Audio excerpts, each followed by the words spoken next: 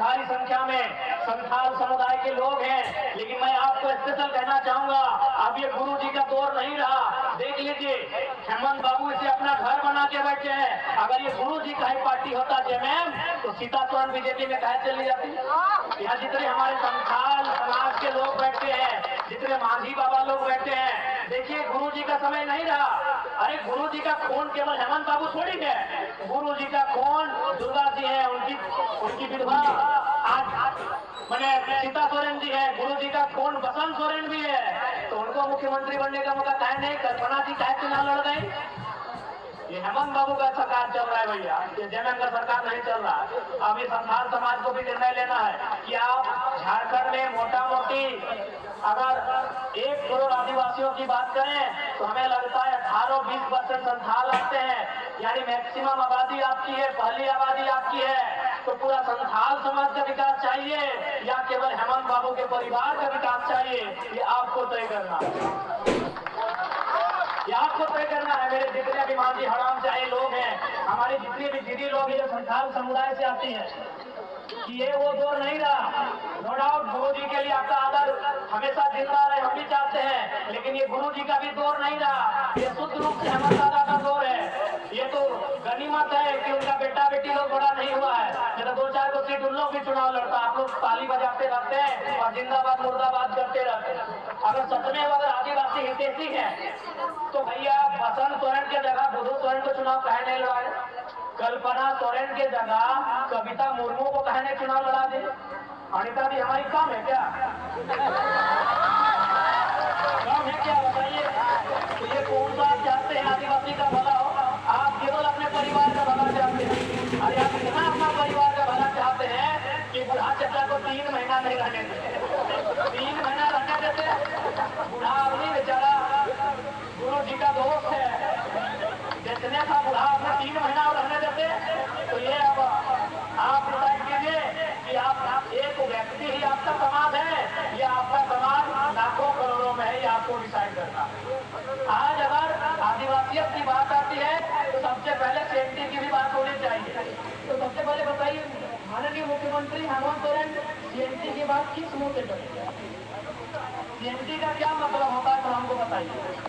CNT का मतलब होता है कि आदिवासी का जमीन आदिवासी खरीदेगा उसी थाना में, कुर्मी का जमीन कुर्मी ही खरीदेगा उसी जिला में, हरिजन का जमीन हरिजन ही खरीदेगा उसी जिला में, और आदिवासी का जमीन एक आदिवासी खरीदेगा उसी थाना में।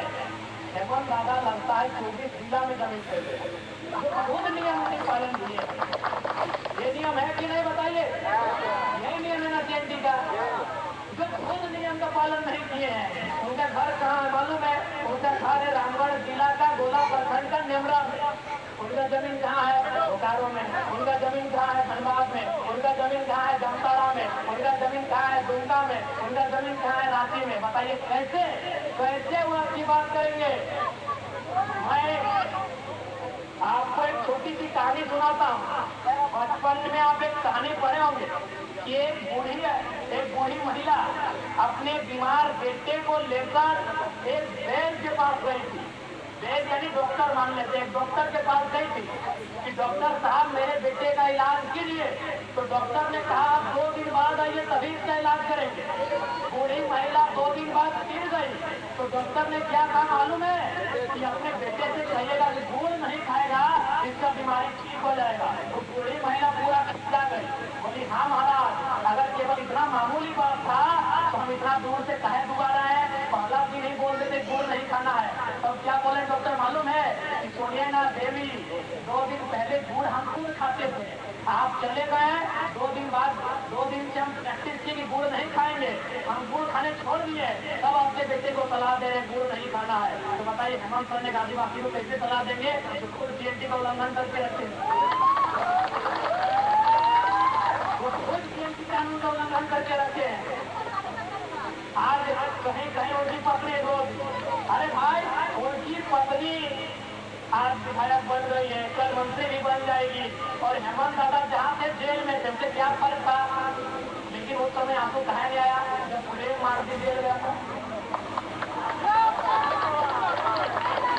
हेमंत दादा जेल में भी थे ना, फिर भी रॉयल लाइफ जीते थे।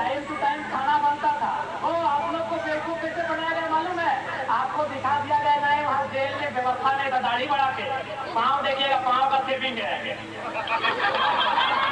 आपको दाढ़ी दिखा दिया गया कि जेल में व्यवस्था नहीं था, वो दिखावटी था कि जेल के बाहर लोगों को क्या दिखाएंगे। पाँव देखिए उनका, पाँव का सेविंग है। क्या लगा भूखा बनाइएगा, आदिवासी भूखा रखिएगा आज भी। वाह रे वाह, पाँव देखिए उनका, पाँव का सेविंग है।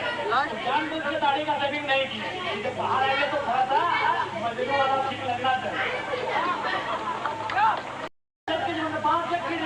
पाँव का सेविंग है। अगर देखिए हमको सहानुभूति है, ऐसा बात नहीं कि ईमानदार के विरोधी है, उनके राजनीतिक विरोधी है, उनके विचारों के विरोधी है, चलिए झारखंड के हैं। लेकिन भैया आप अगर जेल में थे भी तो कोई फर्क नहीं था। आपके घर में कहीं राशन नहीं घटा था, ना आपके बच्चे का ट्यूशन फी कम हुआ था। लेकिन पूछिए प्रेम जी का घर जाके, ये जो दीदी लोग जेल में थी उनका बच्चा का राशन घटा था। जो छोटे छोटे बच्चे थे उनको चूहा में दूध पिलाना पड़ता था। चूहा समझते हैं ना, पाउडर दूध। एक दिन आदमी को खाना में सब मुझे प्यास था। तो आप अगर जेल में थे तो कोई पहाड़ नहीं टूटा था आपके परिवार पे। लेकिन झारखंड के लोग